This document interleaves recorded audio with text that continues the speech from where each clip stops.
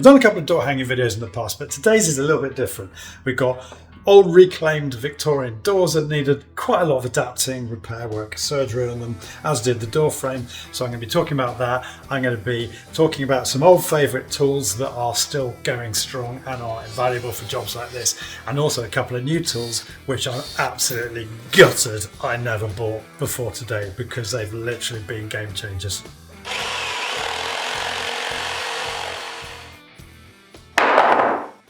Quite excited about this. I bought these two doors from a local reclamation yard, and what was so brilliant is as soon as I got there I realised they had two doors that completely fit the bill. You've got this one here that's going in the wider doorway and the taller doorway, and you can see it's a slightly thicker door as well, and then you've got this door here which is going in that little utility room doorway that I constructed as part of the stud wall several months ago.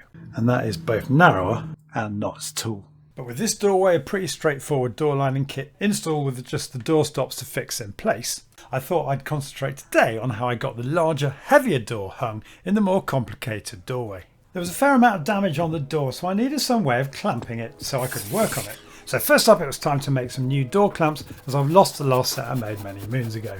Yes, you can get clamps like this, but why spend 50 quid on something when you can make an even better ones from old timber lying around?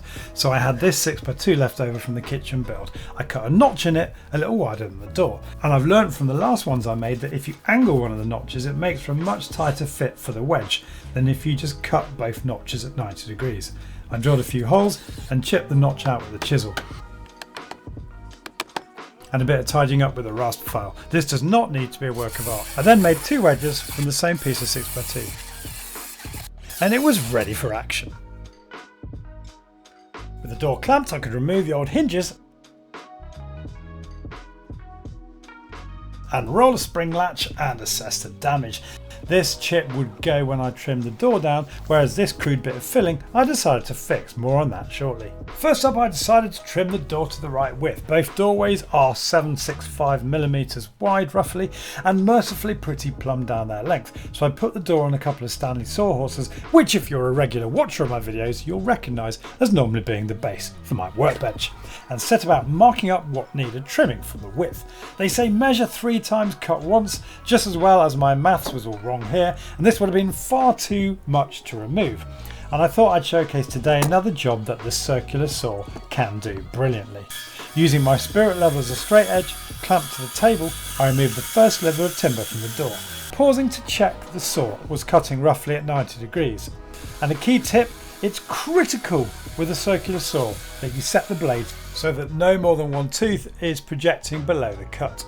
If you have the blade lowered too far, it will wander, making a terrible mess of what you're cutting. And then it was out with the electric planer to tidy up the edge and fine tune the cut. I like to plane horizontally as this way I can see my guideline and I have a better sense for whether the planer is running at 90 degrees. And a quick check with the combination square and we're looking pretty good. I also used my spirit level to check for any undulations down the length of the door. And with one side complete, I repeated the process on the other side of the door, aiming for a finished door width 5mm narrower than the opening. With that first cut done, the door is immediately looking smarter and I can turn my attention to that botch job on the spring latch filling. This door has had a mortise lock and then the spring latch, so I thought I'd remove the filler and insert a piece of wood, which would strengthen this section of the door and also give me something to fill against when I tidy up the various filling attempts where the door handle once was. So I fashioned a filler piece, shaped it on my belt sander and tapped it into the mortise with some expanding polyurethane glue. The reason I like this technique for repairing doors is you can see that's a new bit I've driven in, so we've got some real strength back in this door now where this would otherwise have been quite a weak area. On one side there was a reasonably symmetrical hole where the handle was, so I tidied it up and made a filler piece and tapped this into the hole, trimming it flush the following day with my block plane before sanding. And make sure you wear a decent mask when sanding old doors, as this looks suspiciously like lead paint to me. Time for a bit of 2-part wood filler, another quick sand, and that repair was complete. The other side of the door was a bit more damaged and I'll be painting the door anyway, so I decided just to fill it with my 2-part filler, which I also applied to the repaired hole where the mortise lock had been. The trick with this stuff is to apply sand reapply, sand again until you've got a completely flat surface which will be invisible once painted. And speaking of painting, I had a bit of a dilemma. Yeah, so I wasn't going to strip this door down, but just look at the thickness of the paint, and that has led me to think maybe I should. And there were a few other areas of concern like this. I put this to my community page last week, and I can't thank you all enough for replying. The general mood was that dipping old doors like this should be approached with caution because of how it can weaken joints and cause mouldings to shrink. Timbernet asked, didn't I buy this door for the nice patina? Yes mate, that is exactly right.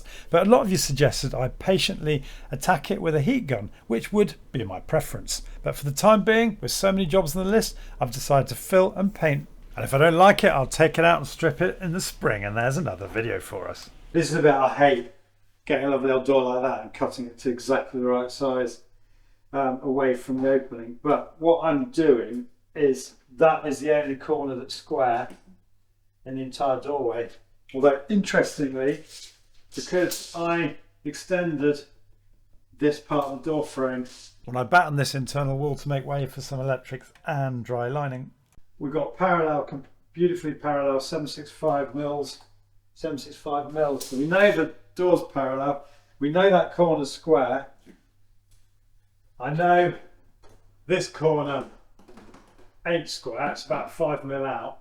So I'm cutting 5 mil off this corner of the door, and then hopefully, given I know that is square, I can measure that length and that length, and we should have a pretty accurate measurements. Only time will tell. And here we are with the door. So this is my measurement that should be square, and as you can see, that is pretty much bang on. So I'm going to cut it and we'll see how we get on. And in hindsight, I could probably also double checked by measuring the diagonals of the door opening.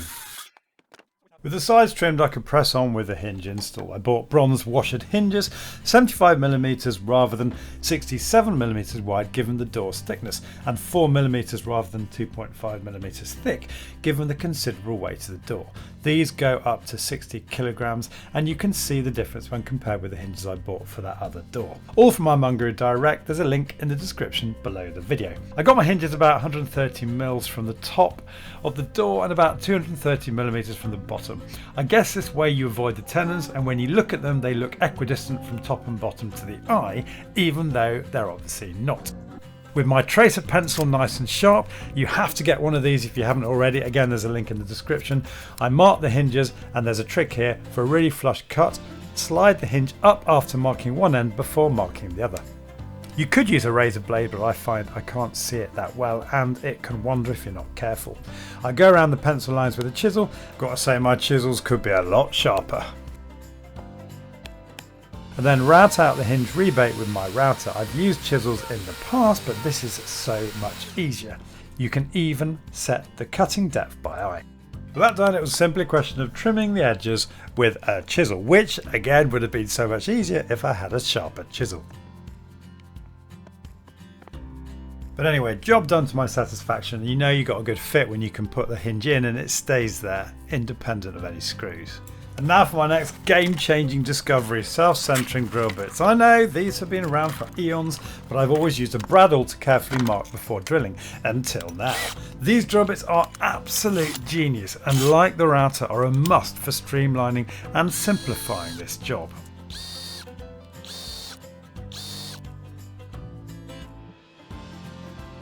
Look at that, bang on as you'd expect.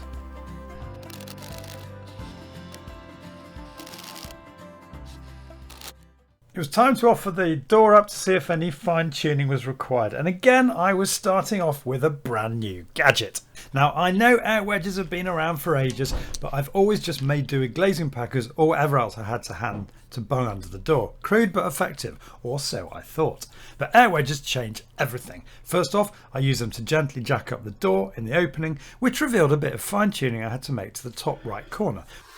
Okay, so I didn't quite get that right, but maybe I didn't template it accurately enough. I think it actually starts curving in the middle, so that needs to come off.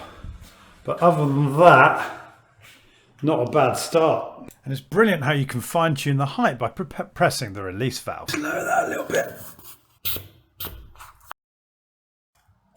With the section removed, With the planer and some small adjustments to the sides, again where the door frame was slightly out in the corners, I could raise the door using the wedges to the exact height I wanted, leaving about 5mm underneath, so that I could mark out the hinges.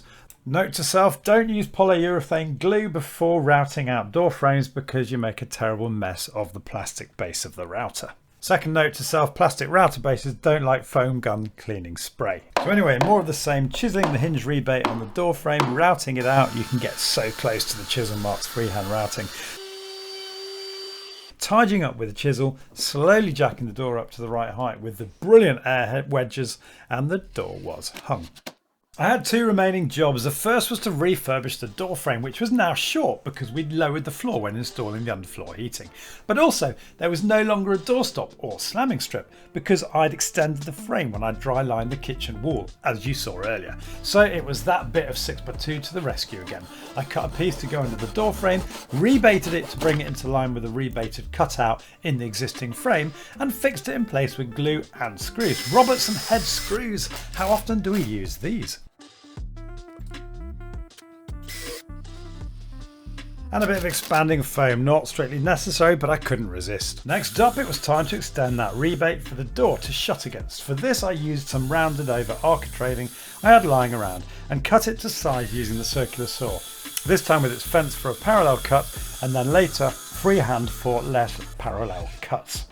After offering it up to check the width, I used my old vintage block plane to fine tune. One of the best things I've ever bought, this vintage block plane. And you buy a vintage one on eBay because the steel is much better quality than the mass-produced ones you get now, a lot of which come from China. And my electric planer to reduce the depth of the strip. Who needs a planer thicknesser, eh? Thought long and hard about how to fix the doorstop in place, but in the end I used the expanding polyurethane glue and some tongue-tight screws because these screws enable me to get the doorstop exactly in line with the front of the existing door frame rebate, because even with that planing with the best one in the world I couldn't get it completely accurate, and the foam glue could then expand, locking it perfectly in position. They say you should allow about a credit card width between door and slamming strip to allow for subsequent layers of paint. It's a little bit more than that here, but it's not far off. I was thankfully onto the finishing straight, fitting the tubular latch and strike plate. Again, I bought the tubular latch from Ironmongery Direct. I've used these a lot. Double sprung, which are good for my unsprung door furniture. Not suitable for sprung furniture though. And with an 82mm back set, so you're not going to crunch your knuckles opening the door. I didn't have the right size spade bit for some reason, so rather than chiseling, I ordered a new 26mm bit from Amazon, which I'm glad I did because it made drilling out the door for the latch effortless.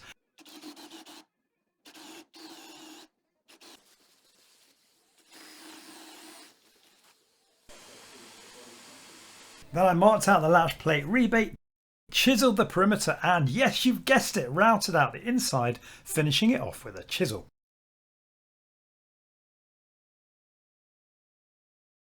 A bit of careful measuring for the door handle spindles. For once I got it bang on. I can't say I always get it that accurate. Self-centering drill bits again because I love them, and the tubular latch was installed. Doesn't it look great? Somebody said in that community post you saw earlier, make sure you go for decent hardware, and I hope I haven't disappointed. I bought some reeded brass doorknobs on eBay a few years back, and I've luckily got one pair left. The final task was to rebate the door frame for the strike plate.